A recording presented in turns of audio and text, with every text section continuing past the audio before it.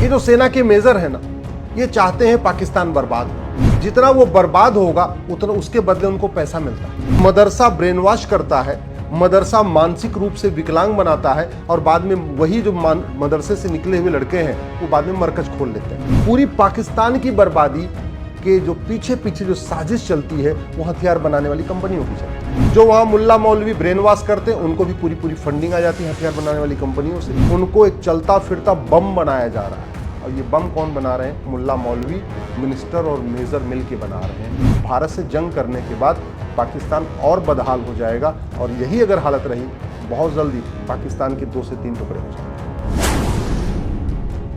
पाकिस्तान की बर्बादी में जो सबसे बड़ा कारण है वो है वहां का जिहाद, वहां का मजहबी उन्माद, वहां का आतंकवाद। लेकिन सवाल ये है, ये जो पाकिस्तान में जिहाद पनपता है, मजहबी उन्माद चलता है, आतंकवाद वहां पे फलता फूलता है, इसके लिए कौन जिम्मेदार है? इसके लिए जिम्मेदार है पाकिस्तान के मुल्ला मौलवी, पाकिस्तान के मरकज और पाकिस्तान के मदरसे, और सबसे ज्यादा जिम्मेदार है पाकिस्तान के मिनिस्टर और पाकिस्तान के मेजर। ये जो सेना के मेजर है ना, ये चाहते हैं पाकिस्तान बर्बाद हो। अब आप सोच रहे होंगे कि पाकिस्तान के मिनिस्टर क्यों चाहेंगे बर्बाद हो, पाकिस्तान के मेजर क्यों चाहेंगे पाकिस्तान बर्बाद हो जाए? क्योंकि जितना वो बर्बाद होगा उतना उसके बदले उनको पैसा मिलता है। पाकिस्तान बदहाल है, फटेहाल है, अर्थव्यवस्था चरमरा चुकी है, वहां पे मतलब लोग भूख के मारे मर रहे हैं। इसके बाद भी वहां मदरसे खुल रहे हैं और मरकजें खूब खुल रही हैं और बड़ी बड़ी बन रही हैं, शानदार बन रही हैं। जानते हैं पैसा कहां से आ रहा है? पाकिस्तान के मुल्ला मौलवी को पैसा कहां से आ रहा है? पाकिस्तान के मिनिस्टर को पैसा कहां से आ रहा है? पाकिस्तान के मेजर को पैसा कैसे आ रहा है? पाकिस्तान की आम जनता तो बदहाल है, लेकिन वहां मेजर 5-5 हजार करोड़ के मालिक हैं। वहां के जो सेना के अधिकारी हैं, कोई 10 हजार करोड़ का मालिक है, कोई 20 हजार करोड़ का मालिक है। पाकिस्तान की जनता भूखे मर रही है और पाकिस्तान के जो मिनिस्टर हैं वो 5-5 हजार करोड़ के मालिक हैं, 10-10 हजार करोड़ के मालिक हैं। विदेशों में शानदार उनकी कोठियां, शानदार उनके फार्म हाउस। तो ये पैसा कौन देता है? ये पैसा देती हैं हथियार बनाने वाली कंपनियां। जैसे दवा बनाने वाली कंपनी चाहती है कि ज्यादा से ज्यादा लोग बीमार हों,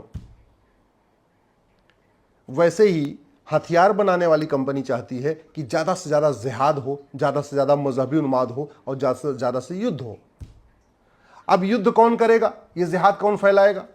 गुरुकुल के बच्चे तो जिहाद करने वाले नहीं, गुरुकुल के बच्चे तो हथियार खरीदने वाले नहीं। कॉन्वेंट स्कूल के पढ़े लोग भी ज्यादा हथियार नहीं खरीदते।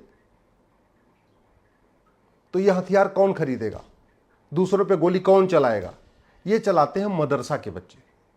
तो मदरसा ब्रेन वॉश करता है, मदरसा मानसिक रूप से विकलांग बनाता है और बाद में वही जो मदरसे से निकले हुए लड़के हैं वो बाद में मरकज खोल लेते हैं। तो पहले गए मदरसे में और मदरसे से पहुंच गए मरकज में, और मरकज में उनकी फिर आतंकी ट्रेनिंग हो जाती है। और ये सारा का सारा काम हथियार बनाने वाली कंपनियां कर रही हैं। क्योंकि हथियार ये लाइफ टाइम तो होता नहीं है, ये 2 साल 3 साल में खराब हो जाता है। जैसे दिवाली के पटाखे हैं ना, वो ज़्यादा 2 साल चलते हैं। आज इस साल जो पटाखा बन गया, इस साल दिवाली पे आपने चला दिया तो बहुत बढ़िया चलेगा, अगले साल दिवाली तक चलाया तो भी चल जाएगा, तीसरी दिवाली पे चलाएंगे फुस कर जाएगा, बेकार हो जाएगा। तो ऐसे जो हथियार बनाने वाली कंपनियां हैं, इनका हथियार अगर 3 साल 4 साल में यूज नहीं हुआ तो बेकार हो जाएगा। और अगर किसी के पास हथियार रखा हुआ है तो दूसरा हथियार खरीदेगा नहीं। उदाहरण के लिए मान लीजिए हमारे घर में पटाखा खूब रखा हुआ है, तो हम नया पटाखा क्यों खरीदेंगे? हम तो उसी पटाखे को दिवाली पे यूज करते रहेंगे। तो हम बार बार पटाखा तब खरीदेंगे जब हर साल दिवाली पे हम पूरा पटाखा खरीद के खत्म कर दें, जिससे अगली साल दिवाली पे नया पटाखा खरीदें। तो वैसे हथियार बनाने वाली कंपनियां चाहती हैं कि जितना उनका हथियार बना है वो कोई देश खरीद ले और खरीदने के बाद उसको चला के खत्म भी कर ले, जिससे वो आगे से बनाए। हथियार का कारोबार बहुत ही प्रॉफिटेबल है। मतलब जो मिसाइल बनाने में 1 करोड़ रुपए लागत आती है टोटल, वो मिसाइल बिक जाती है 10 करोड़ रुपए की। तो 9 करोड़ की नेट प्रॉफिट है। अब सवाल यही है कि मिसाइल बन गई 1 करोड़ में और बिक गई 10 करोड़ में, 9 करोड़ का नेट प्रॉफिट हो गया। लेकिन अगर वो मिसाइल चलेगी नहीं तो जो हथियार वाली कंपनी है दूसरी मिसाइल क्यों बनाएगी? और मान लो बना भी देगी तो कोई उसको क्यों खरीदेगा? तो इसलिए हथियार बनाने वाली कंपनियां क्या करती हैं, 1 करोड़ लागत से एक मिसाइल बनाई, उसको बेच दिया, 9 करोड़ नेट प्रॉफिट आया। 9 करोड़ में से लगभग 4 करोड़ वो बांटती हैं। किस लिए? मरकज खुलवाने के लिए, मदरसा खुलवाने के लिए, जो मुल्ला हैं उनको बांटती हैं, जो मौलवी हैं उनको बांटती हैं। ये जो हथियार बनाने वाली कंपनी है जिसको 9 करोड़ नेट प्रॉफिट हुआ, उसमें से 4 करोड़ वो मंत्रियों को देगी, उसमें से सेना के अधिकारियों को देगी। तो ये पूरी पाकिस्तान की बर्बादी के जो पीछे पीछे जो साजिश चलती है वो हथियार बनाने वाली कंपनियों की चलती है। उसमें सारा का सारा काम कर देते हैं मरकज और मदरसा। तो मरकज बनाने के लिए भी पैसा हथियार बनाने वाली कंपनी देती है, मदरसा बनाने के लिए भी कंपनी पैसा हथियार बनाने वाली कंपनी देती है। जो वहां मुल्ला मौलवी ब्रेन वॉश करते हैं उनको भी पूरी पूरी फंडिंग आ जाती है हथियार बनाने वाली कंपनियों से, और लगातार उनको ऑर्डर मिलता रहे इसके लिए मंत्रियों को घूस खिला दी जाती है। अब मंत्री ऑर्डर तो कर देंगे, भाई ठीक है ले लो, लेकिन कौन सी कंपनी से लेना है ये तो सेना के लोग डिसाइड करते हैं।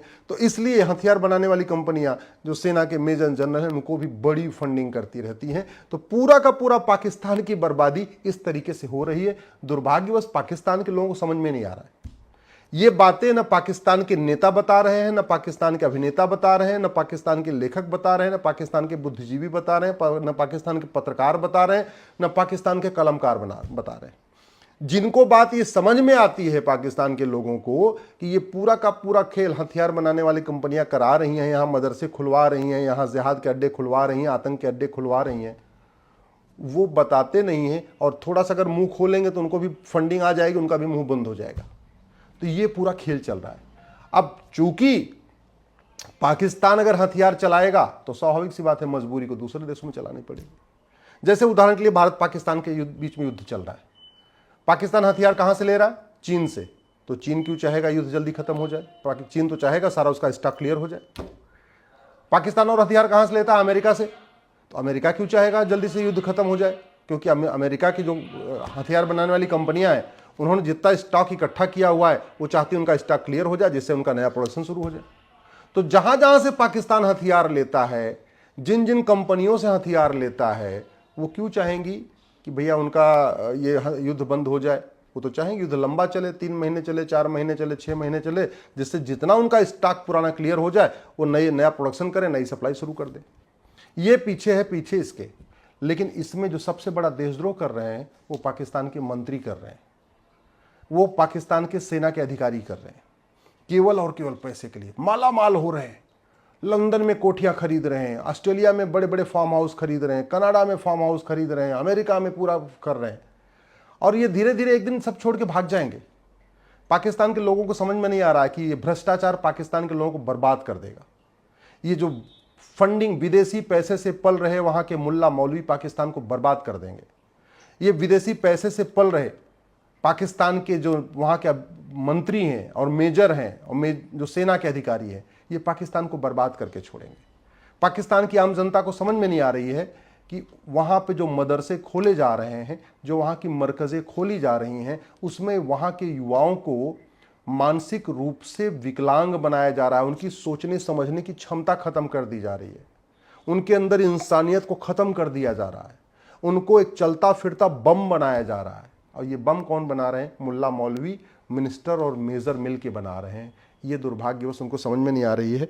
इसलिए मैं आग्रह करता हूं पाकिस्तान की आम जनता से, आप इसको समझो। आज तक कोई भी पाकिस्तान का नेता कभी पाकिस्तान की गरीबी की बात नहीं करता, हमेशा भारत से युद्ध की बात करता है।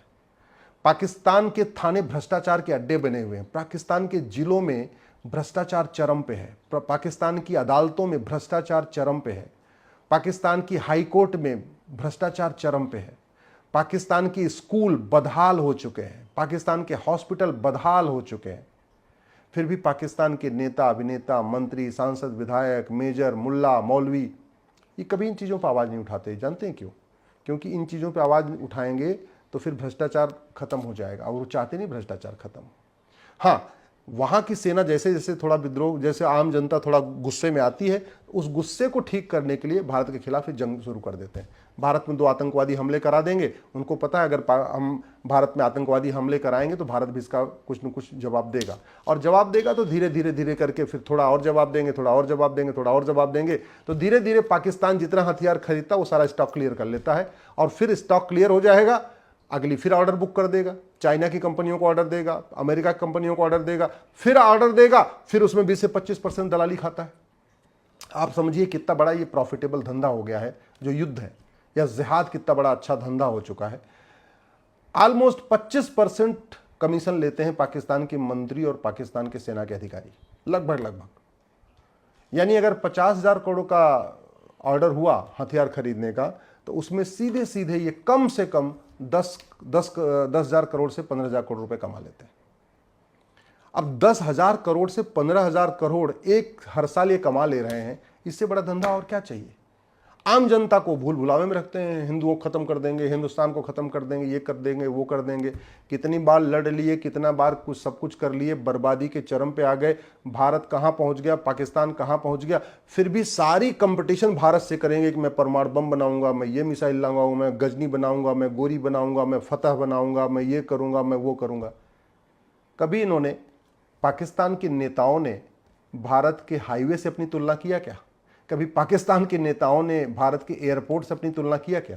कभी पाकिस्तान के नेताओं ने भारत की जीडीपी से अपनी तुलना किया क्या? कभी पाकिस्तान के नेताओं ने भारत की यूनिवर्सिटी से अपनी यूनिवर्सिटी की तुलना किया? कभी पाकिस्तान के नेताओं ने भारत के आईआईटी से, भारत के मेडिकल कॉलेजेस से, भारत के आईआईएम से अपनी तुलना किया? कभी पाकिस्तान के नेताओं ने भारत का जो ब्रांड है पूरी दुनिया में, उससे अपनी तुलना किया? नहीं। क्या करते हैं, तुम्हारे पास परमाणु बम है, मेरे पास परमाणु बम, तुम्हारे पास हथियार है, मेरे पास हथियार है, कुल मिला के हथियारों का। और पाकिस्तान की जनता को समझ में नहीं आ रहा कि सारा का सारा ये कमीशन के लिए कर रहे हैं, सारा का सारा माल कमाने के लिए कर रहे हैं। इसलिए पाकिस्तान के सेना और पाकिस्तान के मंत्री बार बार युद्ध करते हैं।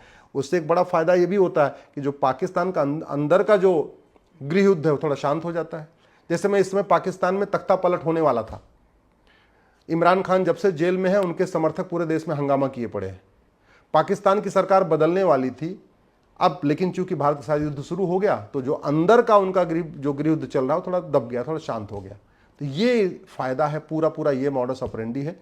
मैं आशा करता हूं कि ये वीडियो पाकिस्तान के सभी लोग देखेंगे, सभी लोग समझेंगे और इस बात को समझेंगे कि भारत के युद्ध करके उनको कोई फायदा नहीं होने वाला है।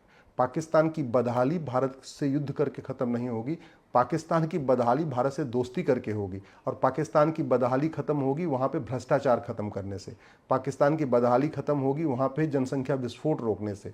पाकिस्तान ठीक होगा वहाँ बम विस्फोट रुकेगा। पाकिस्तान तब ठीक होगा जब वहाँ के मदरसे बंद होंगे, वहाँ के मरकज़ें बंद होंगी, वहाँ के मुल्ला वहाँ से भागेंगे, वहाँ के मौलवी वहाँ से भागेंगे, वहाँ के भ्रष्ट नेता भागेंगे, वहाँ भ्रष्ट सेना के अधिकारी भागेंगे, तब पाकिस्तान बदहाल होगा। भारत से जंग करने के बाद पाकिस्तान और बदहाल हो जाएगा और यही अगर हालत रही तो बहुत जल्दी पाकिस्तान के 2 से 3 टुकड़े हो जाएंगे।